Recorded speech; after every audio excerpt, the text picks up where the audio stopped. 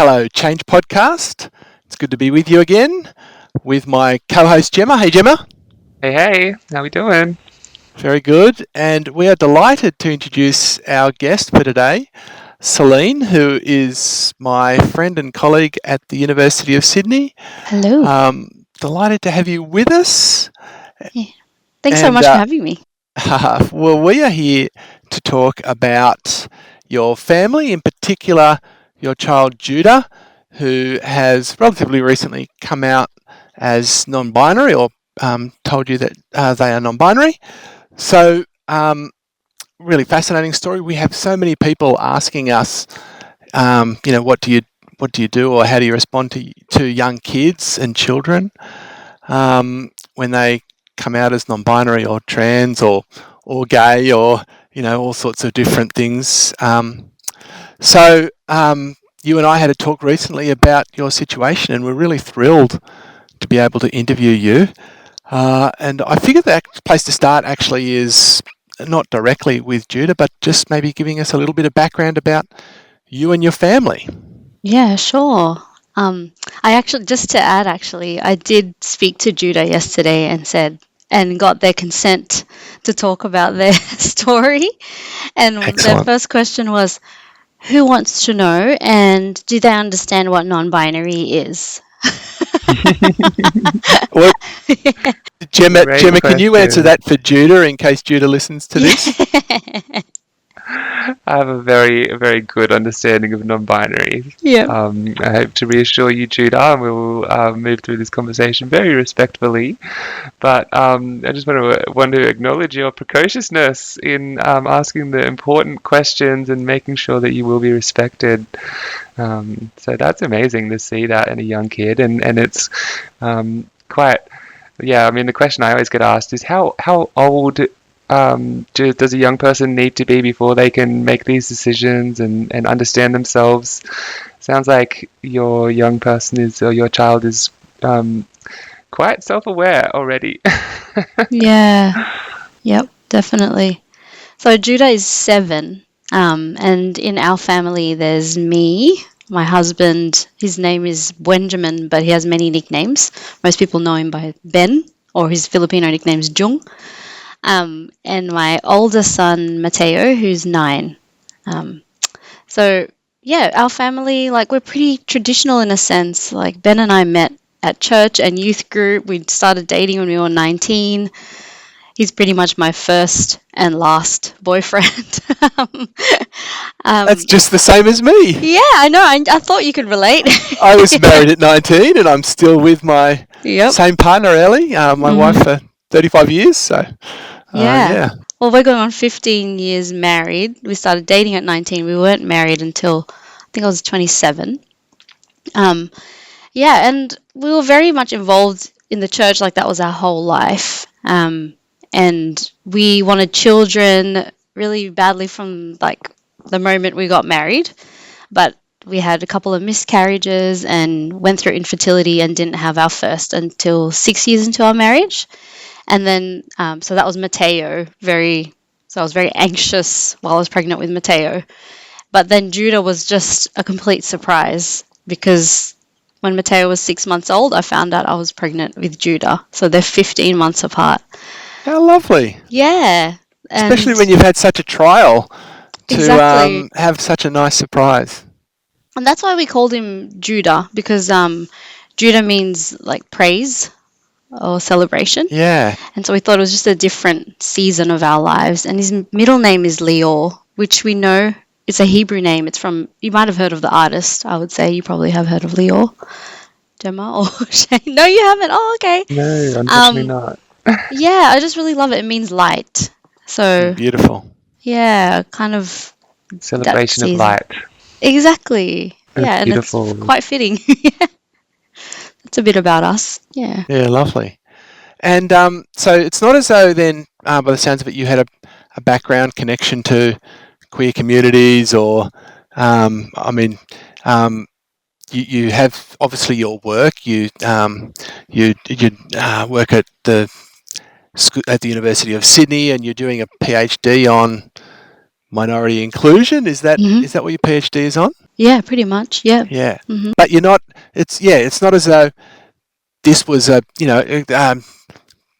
transgender or non-binary or a different genders was a part of your everyday conversation. So how did it first come out that Judah thought they were a little different, for example?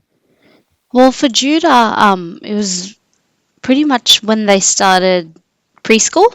So they were 4. And at their preschool, they had costumes. You could just choose one off the rack and like wear it for the day. And Judah really liked Princess Anna. Right. Um, and So up until that point, no sign for you? up until that point, Judah liked colorful things and beautiful things and always appreciated beauty and things like that, and we just encouraged that. We could see that Judah was very creative and saw things that other people didn't notice, so very sensitive.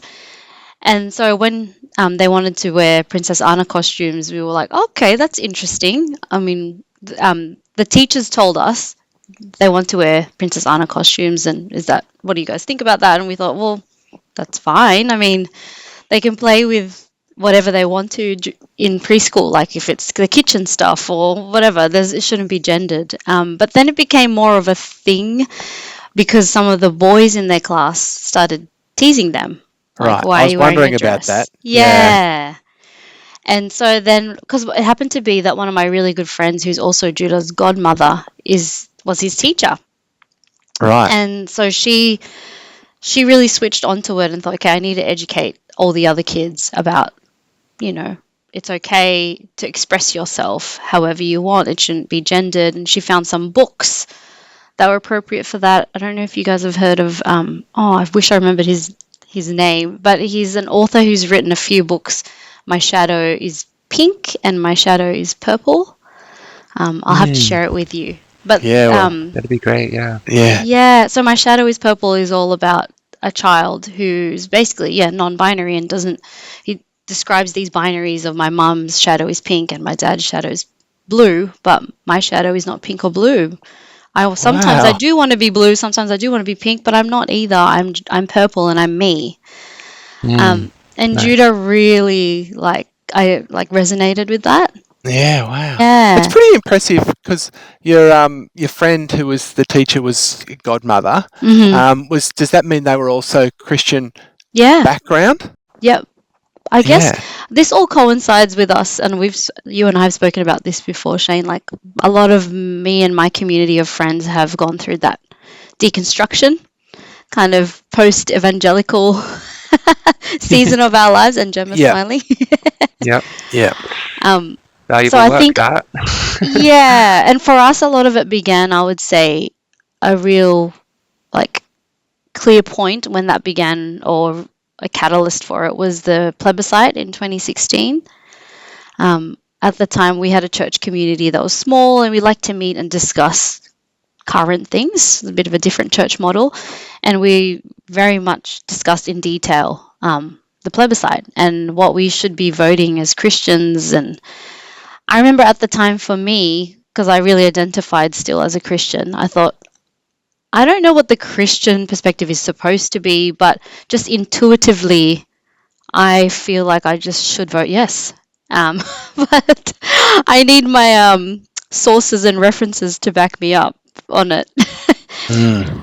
So I How think did the church community respond at that time? I think a lot of us, because a lot of us are quite similar age and generation, were pretty much on the same page. We had a few people like a bit older who, really wanted to talk it through. I don't know what they ended up voting, but it was an open dialogue. I think a lot of us did ended up voting yes. Sounds like a great community to be able to have that dialogue openly and respect diversity and opinions. I'm curious, what you mentioned that you needed some references and sources to really confirm your Yeah. intuition, and I wonder what those sources ended up being. I think his name is Scott J. Higgins. He's he's Australian Christian blogger. And so he had written a few pieces on how marriage itself is a civil institution. And and it shouldn't be dictated to by the church's beliefs in terms of who can get married. And so, I mean, that was enough for me. I was like, I read, I think, 3 of his blogs, and then he quoted a few. He spoke about scripture as well and how there's nothing specific in there, especially because the idea of marriage and relationships, changes in history. So I was like, okay, yep, that's all I Yeah, need. that's really cool. I mean, it sounds for you like the question was more around the institution of marriage, whereas a lot of the conversation within religious circles tends to be more around whether the experience of love Yeah. is a sin or not, if it's homosexual, and so was that something that you'd already kind of accepted? Some people are gay, and that's okay. Yeah, I think so. I think that's what that was driving that impulse. That I Mm, just think the God I believe in, that I've experienced, that I want to like get behind, is a God of love, and I don't think that He withholds that from people. mhm, And my husband and I were really both grappling with the idea that a lot of the time, a lot of the commandments and the things in the Bible, they're there because if you don't follow them, there's harm that can be experienced. But I don't think that is the case when it comes to like, love and relationships and diverse types of relationships. So that's what we struggled and kind of had to think through. And then when we got to the point of thinking, well, marriage is an institution, it's a legal institution, and I think anyone should be able to engage in that, particularly LGBTQIA plus Yeah. people. Yeah. You've done it. You've actually given a really great summary of what I think is the prime reason for the church needing to change its views on these topics, which is where's the harm? And Yeah. if sin is what causes harm, then the harm is people trying to suppress who they are, and it's the damage that the church does to hurt people and to exclude and alienate people. But let's get back to Judah. So they were in preschool. They started to get bullied from their friends. How did that go? And, or you're saying that the preschool dealt with that really well and really quickly, did they? Yeah, they did. So when the boys were sort of making fun of Judah and saying, "Why do you wear girl costumes?" I don't like Judah wasn't terribly distressed by it. They were just more like, "Because I want to. Why is this so hard to understand?" And so then I think the teachers got behind Judah and just read those stories and said anyone can wear whatever costumes. They're just costumes. They're ways to express your creativity. And Judah finished up at preschool a bit earlier, like around December, so not all the way through to school starting. And on their last day, all the boys were in the dresses, the Disney princess dresses, and they have a photo with all of them wearing the costumes. Um, and yeah, and then even when we were picking out school bags, because Judah goes to a public school, so you can buy your own bag. So we went to Smiggle, and Judah picked out a hot pink bag with unicorns and rainbows and stars on them. Like, can't miss it. And at the time, I remember thinking, okay, here we go. Here's another marker, I guess, of Judah's expression. And I said to Judah, okay, like you can choose whatever color bag you want, but you have to know that if you choose a bright pink bag like this, you're probably going to have people asking you questions, making comments. How do you feel about that? And at the preschool, they'd already rehearsed some of those things. So Judah said, I can just say, it's okay if you don't like it, but I do. So they had these prepared lines. And sure enough, that did happen. You better name this preschool because they've done a remarkable job. I would give the credit to my friend, Michelle. That was a lot of her love behind it because of her godson. And she said she learned so much just from teaching Judah. And she passed it on because preschools actually do a bit of a handover to the schools about what each child is like, what their learning is like, their learning needs. And that was something she included in the handover, that to be mindful and sensitive about gender and gender expression, and know that, Judah doesn't identify, well, he didn't like strongly identify as non-binary at that time, but obviously didn't want to be just grouped with the boys. So from kindergarten on, there was just different sensitivity from their teachers, because I often had informal conversations with them. But it Yeah. wasn't until this year in term 1 that I actually phoned the school and asked them to change Judah's pronouns, and that was on Judah's bidding. Yeah. Yeah, wow. Well, I mean, two things. The fact that the preschool ended with all the boys comfortably wearing, what a testament to Judah Yeah. and the school and that preschool, to have just shaped the attitudes and cultures of young people, because you often hear how cruel young people can be and bullying, is so common, Mm-hmm. but it doesn't have to be when Yeah. schools create that. So what was the first day of school like for Judah in the new school, for example, when they went in with, and they were wearing a colourful bag. What clothing because we have gendered school uniforms Mm-hmm. in Australia, so were the school uniforms gendered, and what was Judah Yeah, that's wearing? right. So Judah wore the boys' uniform, which is shorts and pants and a polo. Um, I have asked Judah at some point, would you rather wear the girls' uniforms? And Judah, they're not really fussed on clothes. Like in terms Yeah, of, I think costumes are more an expression of creativity, but in terms of regular everyday clothes, they don't mind too much what they wear. It's more about comfort. It's more about those sensory type of things for Judah. Mm. But yeah, so they came in their regular uniform and that bright pink bag, and you can always spot Judah when you're looking for them in the playground. You just look for the bright pink bag. So regular questions, like I think multiple times a week until uh, Judah's brother Mateo and their friends, like because we have family friends who go there as well, just started answering for Judah. It's just the color, you know, because at that time people would say things like, "Are you a girl?" Like at the time, Judah would say, "I'm a boy. I just like pink." yeah. Um, So, and so and yeah, I think he was a bit like. I think his attitude towards it is like, why don't people understand this rather than something is wrong with me? yeah. Yeah. Now, can I ask? Hmm. Because I'm trying to be so careful here. You're Yeah. swapping a bit between the male and Yeah. Yeah. non-binary pronouns. Is that just because actually, even for you, it's difficult, or is that because you're talking about the past when they were he, and then now it's they? It's a bit of both. I Yeah, did catch myself almost saying he a few times in the present, which I tend to do sometimes, but also in the past, Judah was happy to just go with he, him pronouns and be identified as a boy.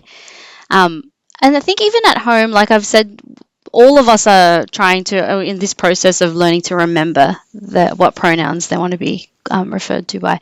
And Judah's quite gracious about it because I think with us as a family, they feel that we accept them for who they are, and that we're just, it's a time of transitioning for us for what, how we refer to them. But definitely yeah, I think in those days, like in terms of in kindergarten, year 1, Judah was very clearly saying to people, I'm a boy. yeah. So what then was the transition to I'm a boy to non-binary they them, and Yeah. because that still seems quite young. I Mm-hmm. can imagine listeners saying, "At 7." A 7, So yeah. yeah, what was the transition there? I mean, obviously, it sounds like Judah's a real thinker, the way Yeah. you've described them. So yeah, explain that to me, or Yeah, I think so around that's the time that Judah started school, and I guess I had all these questions in my head, and I was, as a mom, I was thinking, well, I read up a lot on it, like in terms of how do I know and how do I support if my child is trans? Like, what are the things that I need to do? What are the things that I need to be mindful of?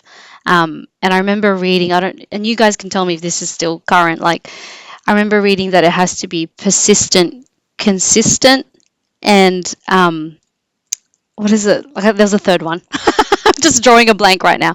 But just basically that they very strongly identify as whatever gender they're saying. And I was on the lookout for that. But also, apart from that research, I really got into RuPaul's Drag Race. haha, I don't know. I good watched boy. like I did many, many seasons. I binged many seasons. And I think for me, it was my way of immersing myself in that queer community and just thinking, look, the outcome of this could be one day Judah could decide to be trans, and I'm okay with that. Like that's I want to be able to embrace that, and I want to be able to be on that journey with Judah because on the show, like you guys, you've watched it. The nods seem like you're familiar. Yep. Okay. Yep. There's always that segment towards the end where they bring out their photos of themselves as children, and they often refer to their like name as a child, and then what would you say to that child if you had the chance. And it's a very emotional episode, and that always stuck with me because I always thought there was always people, a mix of people, like the ones you're saying, oh, it was so traumatic, like I can't even say anything, and then the other ones who were like, thank you, mum and dad, for accepting me. Like, look at this kid, like, look at this flamboyant child, and they've never stopped me from being who I am. So I think for me, I would love that to be Judah's story, to just be like, my parents always just made me feel loved and accepted, and well, no matter Whatever, what I chose. Yeah. yeah, whichever direction they go. Yeah. Yeah. And so Yeah, that's so beautiful. coming back to your question though, in terms of how did I know? I think so. In my mind, I was thinking, well, I don't want to give this too many labels. It just is expression, and I think from what I've read, also it's normal for young children in that preschool age to explore like different ways of expressing their gender. But then I also wanted to be sensitive if they wanted to present a different kind of identity than what we're used to. So the non-binary idea came up because my sister and her husband want to raise. They're currently raising their young child using they/them pronouns and wanting them to be non-binary until the child can choose. So a little bit of a different approach rather Right. than it being Yeah. child-led. It's them being like, please refer to our child as they/them. And my children found that really confusing just because all the other markers of appearance and expression to them signaled male, Right. but they were being told to refer to their cousin as they/them. And then just different people in their lives who were non-binary. And so then Judah, I guess, having that model, at first they was like, well, I don't think I'm non-binary. I think I'm a boy. Often Judah from 4 to 6 would say, I'm a boy who likes girl things. And then it was only this year that they said, I think I am non-binary because I don't want to be a boy or a girl. I just want to be Judah. And Yeah. we just kind of leaned into that. Yeah.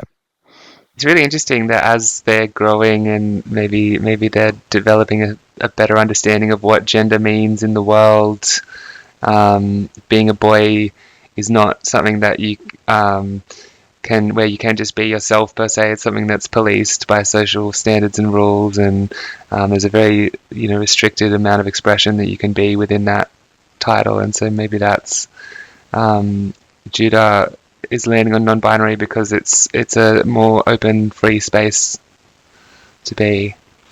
Yeah, it seems that way. I think of an author who I keep like blanking on names on you guys. I keep raising people and they're going, what are their names? He's a Vietnamese author and he just released a book and he is queer, but he's very visibly queer. And a lot of people have asked him, I've listened to a podcast where they said, so why do you still insist on identifying as male and being he, him? And like most people would think that you would identify as non-binary or go with they, them. And one of the things he said was, no, because I actually want to stay and complicate the idea of what it is to be a man. And I remember thinking this was at the time when Judah was still saying I'm a boy. I thought he could come, a couple of years from now, say, actually, I do want to be a boy, but I just am not like what people expect me to be. Yeah. So I think it's just all of that, isn't it? Like the whole, there's so many ways to express, and we shouldn't be policing how people express themselves. It's a beautiful way of thinking about your parenting journey because you're able to look forward and say, you don't have any idea whether Judah will just stay non-binary, will end up saying, you know what, I'm male, or become trans, and all of those paths are open, they're not better or worse, they're just different. And it makes your parenting journey, I guess, a little less stressful, because you can just allow it to happen, and then Yeah. Judah can just be themselves as well. So it's lovely. I think the other thing about Judah is because they actually have really long hair that they started growing last year, and it's like beautiful and black and shiny, and they also have really big eyes and eyelashes, so they're constantly referred to as she, Right. at school, And does which is that what bother them? not particularly, but I don't think they're at the point where they don't identify as female, which is the issue. So Yeah. that's what prompted me to tell the school there about their pronouns, because I got a call one day, saying, "Oh, little Judah's here. They're not feeling too well, but I think she's okay now. I've sent her off back to class, and she'll be good." And I just thought, didn't say anything at the time. Just thought, interesting. Um, And I guess at least there, the school is trying to just be completely accepting of what they presumed to be the gender, but that was obviously the problem, the yeah. presumption, rather than asking Judah, you Well, I know. think that one was like, it was the office lady, and it was before I'd made the call to request the pronouns. So I think she just honestly thought what I see is a girl. Yeah, okay. Um, Yeah, yeah. and Yep, yep. so Yeah, for yeah. Judah, I think they don't mind it. I think they almost find it a compliment, because they just have this whole thing around beauty and being pretty, and they hate being called handsome. It's like, don't call me handsome. So I think they're like, oh, I'm a girl, I'm pretty, thank you. But I think they're like, I don't want to be disingenuous and say I identify as a girl. So I'm just going to Yeah, tell everyone that I'm Judah, I'm in the middle, or none of those things. yeah. Yeah. Wow. Yeah. So, so the school and the kids at school at the primary school have been good as well. No difficulties there as with the non-binary. No big dramas that I've heard of at all. Yeah, Yeah, I think there's those one-off comments like, why is your hair long, or why do you have that bag, things like that. But again, Judah knows what to say, their friends know what to say, the teachers know what to say, and the teachers have been really intentional with, how they even refer to the children in class. So rather than saying boys and girls, let's do this, they just say children. Like, they actually told me all the ways they're trying to be like gender inclusive. Yeah, It's and amazing right, Gemma's heart is like, and yay. so simple. Yeah. Well, That's it's really uplifting to hear, especially mm, because in my line of work, I do a lot of mm, trainings, and young people inevitably comes up. It's one of the most common questions people raise and things people get caught on, and it's always around.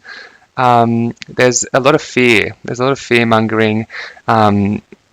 Kind of like imagining that if their child comes out as trans or non-binary, at a young age, that somehow their entire schooling experience is going to be yeah, atrocious, and it's going to be too complicated for people to handle. It's going to be too complicated for them to handle.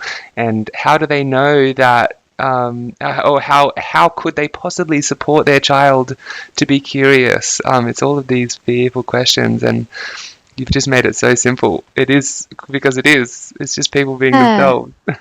And I think it's been really like a good partnership with the school, because until I made that call, to say, to have that discussion with the teacher, let's refer to Judah by they them, and then that teacher took it further by saying, well, I taught Judah last year, and these are the things we did, like in terms of using gender inclusive language. I'll speak to their current teacher now about this. Would you like me to change the pronouns in the systems? If I don't know how we do that, but I'll see if I can do it. I'll call the people who make the software, because there's a particular app that they couldn't easily find where there were pronouns, and it was just, I think, she and he. But they somehow managed to do it, because Judah's report just came out last week, and it was all they them pronouns.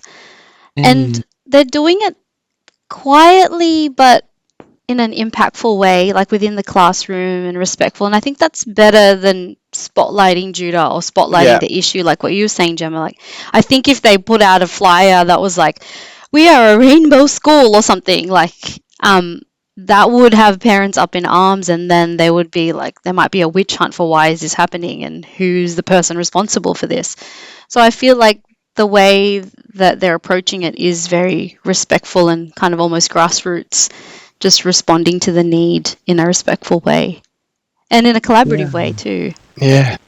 Yeah, we don't have to solve every problem in advance. We can just kind of keep it simple, respond to the little things as they arise, because it will just be a succession of little things that arise. But if you try to solve it all at once, then it's a big thing. That's right. And it shouldn't be on Judah to kind of like solve it, right? Yeah. Just because they're already the person who's in a system trying to make it work when it's, they don't fit easily in the system. So Well, and they're 7 years old. And they're 7, exactly. I mean, there is that. The first fact. They just want to get dressed in the morning and, go and play with their friends. And wear their hair however they want and choose whatever clothes and bag they want. Yeah. This has been a delightful conversation. I've been watching Jemma. Can't stop grinning for those who are listening to this podcast. So this just sounds like a beautiful and easy story, but it hasn't been all easy, has it? And where the challenge has been is with the conservative Christian background of your parents. So talk to us about that, about, when that first came up, how, how the experience of it was what you've tried to do, etc., and where that resides now. So take us along the journey of dealing, explaining it to your parents. Yeah, actually, I think in terms of what you spoke about, Gemma, in terms of like fear, I think what I've feared the most is my parents' fear. Yeah, wow. So when I have to tell them particular things and how they'll react to it. So when Judah decided to grow their hair, it was already an issue with my parents because the longer it was getting, the more comments, the more different ways of trying to persuade Judah to cut their hair because they preferred Judah to look and present as male. And they would like bring up photos and say, look how handsome you are here, or if you cut your hair, I will give you like a prize or money or different things like that. So that was already happening. Bribery into gender. Bribery, yes. Oh, and I remember saying, maybe not a great idea to bribe your grandchild into cutting their hair. So they kind of stopped doing that after a while. But after this year, when Judah decided to identify as non-binary and we told the school about the pronouns, I thought, well, I should probably also tell my parents, like be consistent. We had that conversation and it was a hard conversation. And I got Shane's advice before I had that conversation because I just thought, what are some things some like pointers that you could give me that I could keep in mind, because right now it's not clear in my head because I'm having an emotional and like fear response to talking to them. What were some of those things? I'll see if I can remember. The basic essence was let go of your theology for the moment and ask yourself, do I want to have a relationship with my kid? Because they're going to react, by not wanting to be with you if you don't accept them. Was that my basic advice, or what else did I say? It was. And that main thing that you said about like put theology aside, because I could just see it going into a tangent and us going to a theological debate. I'm like, at the end of the day, it's not about theology. It's not about the conceptual understanding. It's about the person. And what creates safety and what creates harm. So our conversation very much my dad kept bringing up different points and beliefs, and I wanted us to sort of agree to disagree on beliefs and just focus on what will be most helpful for Judah. And it's still a journey because I don't think my parents can just accept. So in their minds, they're choosing between right and wrong rather than just being able to accept difference in beliefs. So I think what I'm picking up on is they feel like my parenting is wrong. Yeah. That I am misleading my child by not being clear about, what gender they are. So Yeah. So they almost feel the need to correct your parenting. yes. And is that with so has that been after that conversation? Has that been with Judah as well, or have they been a bit more careful with Judah? No, there was a instance not like a couple of weeks ago where they said, I think it was within Judah's hearing, but more to my older son, that Judah is a boy. There are only two genders and Judah is a boy. So basically contradicting what Judah has already expressed and what we've already spoken about. And so I heard about it from my kids when they came home. And What Judah, did Matteo say Mateo is a to that? non-conflictual Right. person. So Yeah, Mateo was yeah. like, Whatever. I've Yeah. stepped into something here and I'm just going to be quiet now. Oh my God, your kids are so smart.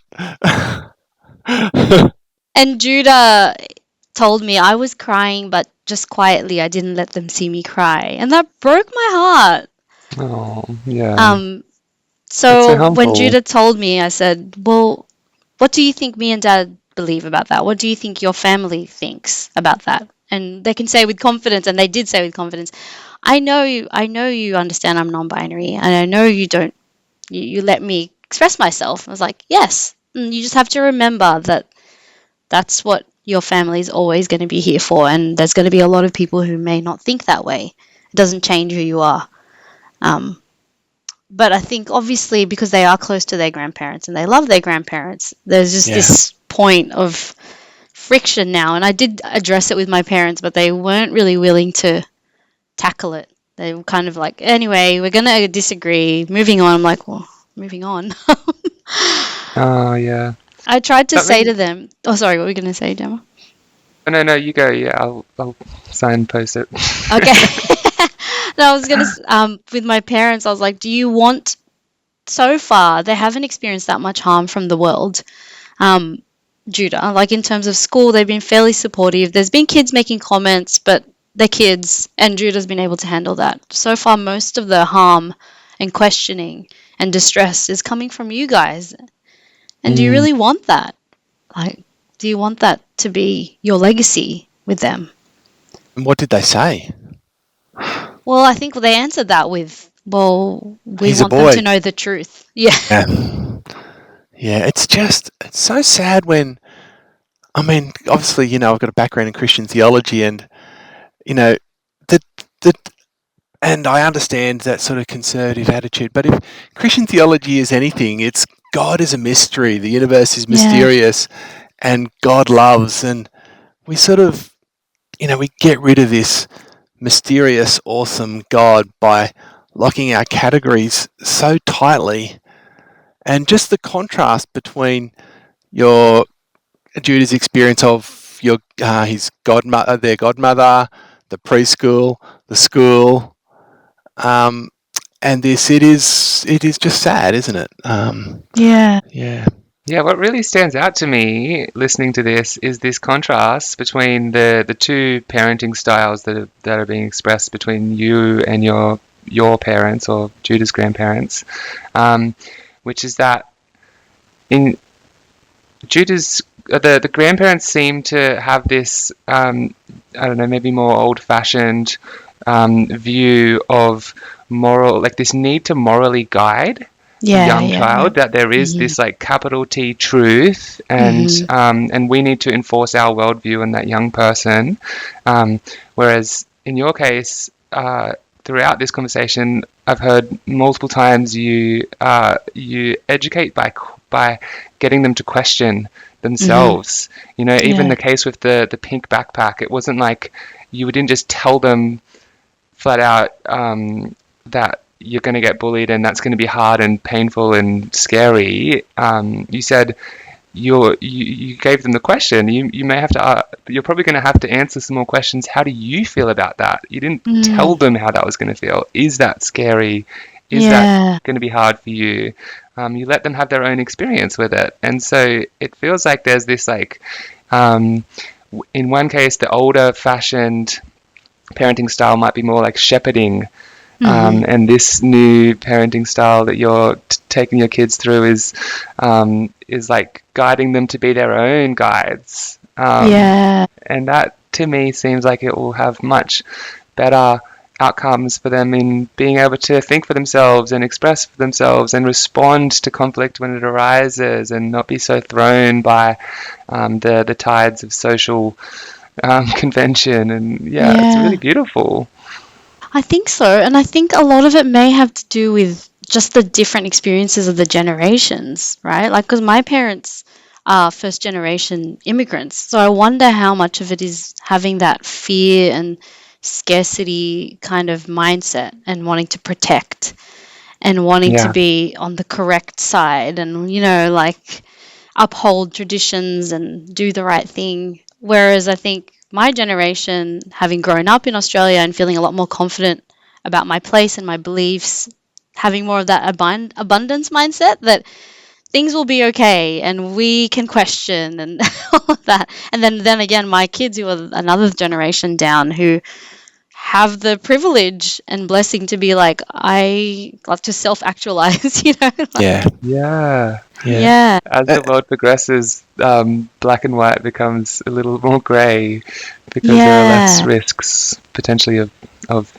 falling into the wrong side. exactly.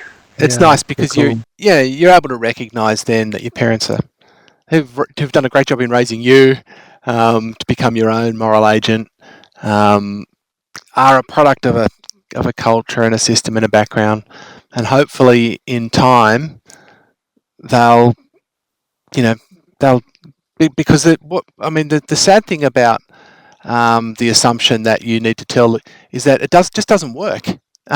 It's not going to suddenly make Judah change, and there is so many stories of people whose parents told them that homosexuality was a sin, or who told people to stop wearing dresses, or the other way around, to stop being a tomboy, and that the overwhelming in terms of harm. Back to the thing you brought up is that you know you think that you're doing it to tell the truth, but it's not working the way you want. You're causing damage to people, and people still, in those contexts, come out gay and come out transgender and come out non-binary, but they have all this baggage and Yeah, trauma when they do, and so your parenting style, I guess, says we're going to give the person the freedom to become who they are because they will do that anyway. mhm, But we're going to make the journey for them a loving one and not one where they're having to sort of constantly suppress and hide and kick against yeah, the goad because, in terms of harm, there's so much harm in not being free to say who you are and express who you are, and that's those sort of micro traumas build up on a person's psyche. So yeah, look, yeah. I think this has been a long podcast and just such a beautiful one. Is there anything else that you wanted to tell us about? Judah's story and Judah. Not really anything to add, just yeah. If Judah does listen to this, although I don't know that they'd have the attention span to listen to the whole thing. But yeah, I'm just really grateful um, to have the community and even like a colleague like you, Shane, and for being invited onto this, like to have that network of people who are affirming and supportive. And like a couple of weekends ago we stayed in Woolloomooloo. We did a staycation and they've got all the rainbow flags along William Street, right? And then Judah was walking around. I was like, Judah, do you know what those flags mean? And then Judah was like doing this, like holding one one hand across their chest and then one hand up like this.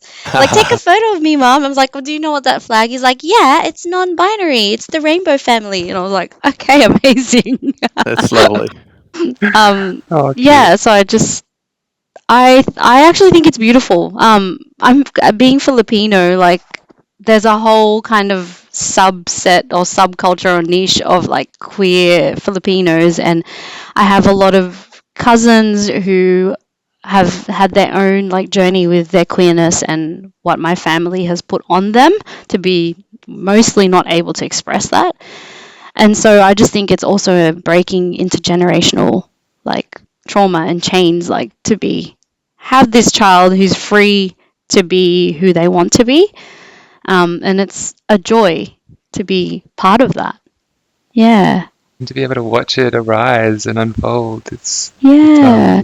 it sounds much more exciting to me than having someone's whole life laid out before them. Exactly. Yep. Exactly. Oh, So yeah, thanks for amazing. the opportunity to talk about it and to be held in a safe and inviting and curious space. Yeah. It was delightful. We're so stoked that you've spent the time with us. Thank Yeah, thank you. you so much for sharing, and let Judah know that I'm inspired by their hot pink backpack. And I want to get myself one now to match my hair. Yeah, you should hit up your local Smiggle. Thank you, Wonderful. guys. All right. Yeah. Thank you. See you later. Thank you, Thank you. Celine. See you. Ciao.